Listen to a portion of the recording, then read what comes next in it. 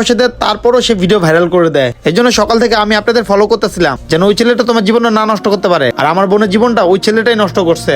আমি চাই না আমার বোনের মতো তোমার লাইফটা হয়ে যাক। বোন, তোমাকে বাঁচানোর জন্য আমি কাজ কাম ফালাতে হয়ে তোমাকে সকাল থেকে ফলো করতেছি। সুলতানবীর, তুমি মেট্রো রেলের নিচে গাড়ি নিয়ে চলে আয়, আর 5 মিনিটের ভিতরে আমার কাজ হয়ে যাবে।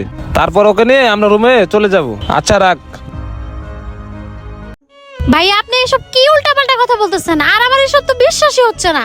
শুনেন, আমি শাকিলকে প্রায় 6 মাস ধরে চিনি।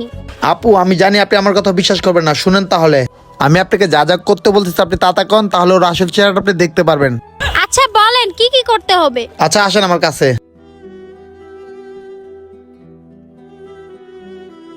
ঠিক আছে ভাইয়া, আপনি যেমনি যেমনি বলছেন আমি এমনি করব।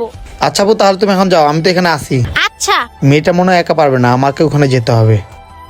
এতক্ষণ কেন লাগতেছে পাখিটা রাইতে? আরে বেবি, এত সময় লাগলো কেন তোমার আসতে? এই নাও, জুসটা খেয়ে নাও।